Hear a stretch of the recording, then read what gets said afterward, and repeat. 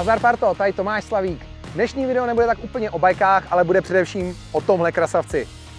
Měl jsem tenhle projekt a tenhle nápad v hlavě už spoustu let, ale až letos jsem spojil hlavy dohromady s NK Cars Peugeot, s Devils Custom Camper a s Deltou a vymysleli jsme tuhle parádu. Je to auto, který přesně vyhovuje mým požadavkům, má spoustu vychytávek a ty si teďka ukážeme. Tak hlavní srdce se skrývá tady.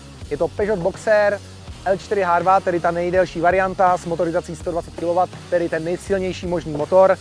Když to člověk hodně naloží, naplní náplně, jede na závod někam na týden, tak je to hodně těžký, tudíž ten motor musí být hodně silný, aby to utáhl. U předku ještě chvíli zůstaneme. Pod tímto divočákem se skrývá další divočina. Je to přední frontbar od Delty, na kterých jsou namontované dvě světla od značky Pia. Jsou to fakt ostrý reflektory, které dokážou osvítit velkou plochu před tebou a jízda v noci je jedna velká pohádka. Kdyby někdo řekl, že kola nedělají auto, tak řeknu, že lže, protože kola rozhodně auto dělají. Tohle jsou již legendární kola od offroadácké značky Delta v kombinaci s pneumatikama Loader. Jsou to nové pneumatiky, které jsou součástí značky Delta a jsou to pneumatiky vyvinuté přímo na dodávky a pick-upy. Hlavní rozdíl mezi klasickou offroadovou pneumatikou je ten, že jsou hodně lehčí, mají trošku menší vzorek, ale o to jsou méně hlučný a jedou mnohem rychleji, což na tuhle dodávku potřebuješ. Takže díky těmto offroadovým kolům a lift kitu, který zvedl celý auto o 4 cm, se dokážu vyškrávat na místa, kam by se normálně s touto dodávkou nedalo vůbec dostat. Původně bylo auto taková ta klasická bílá plechovka, ale my jsme tomu dali s Benem, s naším grafikem, takový krásný slušivý look v podobě wrapu, kdy z jedné strany je vlastně taková moje scene slávy a věci, které mě vystihují, a z druhé strany je to taková scene slávy Revelation, což je event, který pořádáme. No a to auto ke mně k tomu eventu tak krásně pasuje i graficky. A teď se konečně přesuneme do vnitřního prostoru. Vítejte v mém království.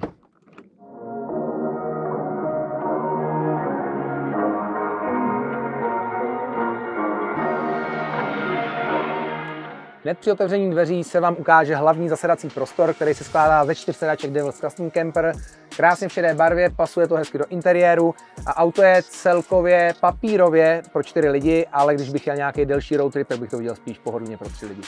Hlavní věc, která vás zaujme při vchodu do tohle auta, je rozhodně masivní stůl a kuchyňská linka, který jsou s epoxidem. Udělali mi to kluci z Woodlandu, z Liberce, takže díky moc. A je to taková nestandardní výbava, ve většině obytek jsem to neviděl a myslím si, že to dává takový parádní šmrn celému autu. Další vychytávka tohle auta je rozhodně tato lednička, protože je hodně velká, od dometiku a hlavně se dá otevřít na tuhle stranu i takhle na druhou. Takže pokud jste vevnitř nebo venku, tak máte nejlepší přístup ke svým dobrotám. Na to, že je ta dodávka poměrně spíš z menších kategorií, že to není velká obytka, tak i tak to má spoustu úložního prostoru. Tady máme 2 skřínky, hnedka nad kuchyňskou linkou máme další 2 skřínky, pod kuchyňskou linkou máme 3 velikánský, tady další podélnou, takže toho prostoru je fakt dost. Když jsme u té kuchyňské linky, tak tady na levé straně máme 2 plotny na vaření a hnedka vedle toho máme parádní dřez s teplou a studenou vodou. V téhle části auta máme takovou malou pracovní plochu a hnedka vedle toho máme ovládací panel od topení, ohřevu vody, proudění vzduchu. Máme tady pak kontrolu stavu baterek, hnedka vedle toho máme kontrolu stavu vody a nějaký zásuvky na nabíjení USBčka 220. Když se auto dávalo dohromady, jak jsem si říkal podle fotek, že to bude jenom taková mini provizorní sprcha, ale když se tam teďka vlezu a po měsících zkušeností, je to normální plnohodnotná sprcha a to na cestách rozhodně chceš. Teď se přesouváme do spací části auta. Vzhledem k tomu, že má auto poměrně velkou garáž, tak to znamená, že má i velkou postel. Postel má rozměry 2 metry na 170 cm, což je prakticky king size a jestli něco, co na cestách chceš mít, tak je to velká kvalitní postel. A ta je tady. A nakonec jsem si nechal to nejdůležitější, a to je garáž.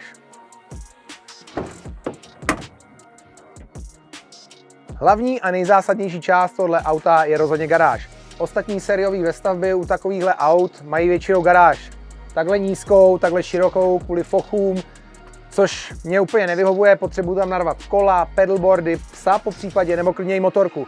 Jo, tady jde udělat takovou parádní úpravu, Tento zvedací systém, když zvednu postel takhle nahoru, má velkou výhodu, samozřejmě semka můžu třeba dostat tu motorku, ale taky když si semka skládám věci, jedu na dlouho, skládám semka spoustu kol, nějakou bagáž, tak se k tomu nemusím prostě po tou postelí ohýbat, plazit po čtyřech, takhle se ho krásně jako člověk naskládám a můžu vyrazit. Tak kromě prostorné garáže tady mám takový šikovný fochy, kam si například dávám nářadí, duše nebo prodlužky, takovéhle věci. Hnedka pod tím mám nádrž 100 litrů na vodu a hnedka vedle mám vlastně LPGčko na ohřev vody, na topení a hnedka od toho mám vývod na venkovní sprchu, kdyby mě nestačila ta vnitřní. Celá levá strana garáže, krom toho, že tady mám nahoře taky krásný foch, tak je věnovaná elektronice. Dole mám litiovou baterku 150 a ta v kombinaci se solárníma panelama nahoře na střeše mi dává takovou střední nesmrtelnost. Stejně tak jako dostávám střední nesmrtelnost za tohle celé oplechování téhle garáže, takže tady můžu dát ty nejtěžší, největší hračky svoje, které mám, nic se nepodře a navíc tady mám takovéhle perfektní úchyty, které si můžu naštylovat tak já přesně jak chci, jak potřebuji na konkrétní věc.